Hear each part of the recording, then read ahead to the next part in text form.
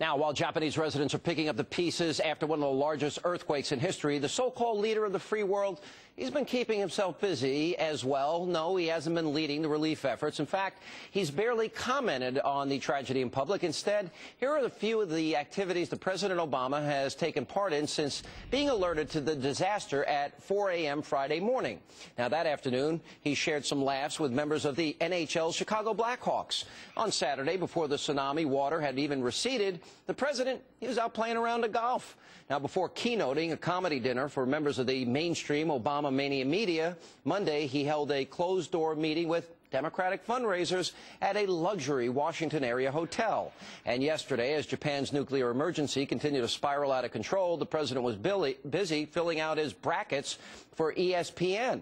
Only today did the White House finally take a step back and begin to acknowledge its carelessness. This afternoon, an event on the president's schedule was abruptly canceled. That event, an award ceremony in which President Obama was to have been honored for his commitment to government transparency. Even for this president, that would have been beyond the pale. Here with analysis, Fox News political analyst, he's laughing, Juan Williams. All right, 61 rounds of golf. He's got basketball. He's going to Rio. We forgot to mention he's going to Rio. Yes. Nice. He's got all these awards. He's meeting with NHL teams. Middle East is literally imploding. We've got Libya. He can't decide whether or not they're going to make a no-fly zone. Okay. He's busy. He has plenty of time for his brackets.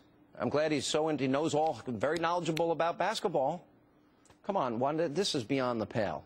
It's not. I'm just surprised at you because it seems to me, just a few minutes ago, you were saying don't be an alarmist about what's going on in Japan. And here you are suggesting that he be like Chicken Little running around with his head cut off. Barely commented on this one. Of course he's commented. He's spoken to the Prime Minister. He has said that the Americans have nothing to fear from this. We've got, I think it's 8 naval ships out there, the Marines out there. He's coordinating humanitarian aid. Of course, he had a meeting with the head of USAID to talk about it. 25 minutes. Well, how long did you want? His job is to make sure that we are expressing a clear commitment to one of our most important allies. You don't want him out there on the dock, you know, consigning this box to go here, that box to go there. What do you want him to do? Put on a cape and go push back the tsunami? Look, you know something, Juan? The economy in this country is tanking. Look at 3.9% last month food prices, the biggest gain since 1974. We've got the national average for gasoline headed up to $4 a gallon. We've got turmoil and nothing but turmoil in the Middle East. He can't decide which position to be on. He doesn't have a backbone. He's so timid he can't even decide on whether or not we want a no-fly zone. Okay. I'm just going to ask. What do you mean he doesn't have a position on Libya? He said Gaddafi has to go. Where's the backup? He has frozen Gaddafi's assets. He's talking to people in NATO and the UN about doing a military action. Let me show you something. And his own conservative Republican Secretary of Defense has said, you know what, a no-fly zone is not an easy deal. Let's go to Chip Reed. I got to give credit, asked a good question of the new White House spokesman, Jay Carney. Let's roll tape. The president satisfied to follow, not lead, on deciding whether to do it? I take issue with the characterization. We think it is precisely because the president believes that the best outcome in a situation like we see in Libya, as we have seen in different forms in other countries in the region, that the best outcome will come when the action taken by countries, third-party countries outside of the country where the unrest is happening, be done in consensus with international partners.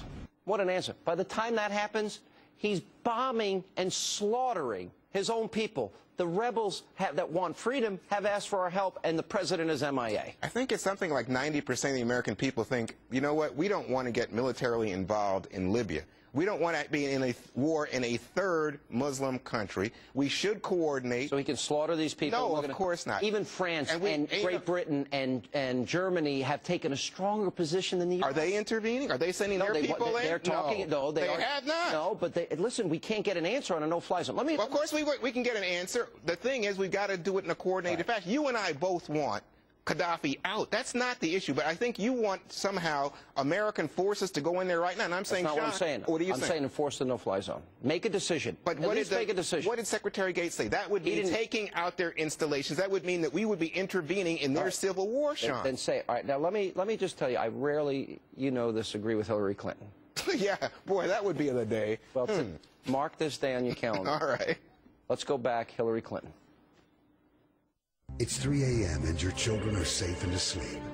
But there's a phone in the White House and it's ringing. Something's happening in the world. Your vote will decide who answers that call. Mr. President, pick up the phone. There's a lot going on in the world. I'll give you the last word.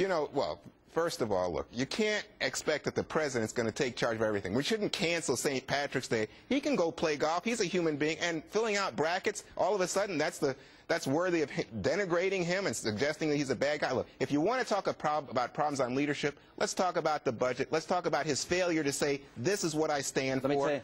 I would go with you on that one. He punted on the budget. Okay, we can agree on that. Listen, he's timid on foreign policy. You know what his problem is? He's timid on foreign policy. Wait a minute. This is the guy that sent more forces into Afghanistan and has pursued President Bush's course. He's timid on foreign policy. He has alienated our closest ally, Israel, and thrown them down the stairs. Oh, my God. And I got to tell you something, Juan.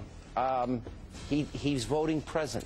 His whole career is literally voting president. I think his leadership style, which he doesn't say, this is what I believe, and gentlemen, here's what we want to accomplish. There you go. That's not a leader. Okay, but you know what? He's weak. His way is conciliatory. Wait a minute. Weak? He said we're going to go forward in terms of nuclear energy, building more plants. When? He said that Markey and all these other guys who said, let's have a moratorium, he said, no, we're not doing it. I think that you don't want him to do too much because you don't agree with the way he would do it. He's done such a good job with the economy, $14 trillion in debt, and punts on entitlement reform. Oh, all right. Stop. You know what? The prior president has no responsibility? No, not the way this $5 trillion in Obama debt. Coming up next.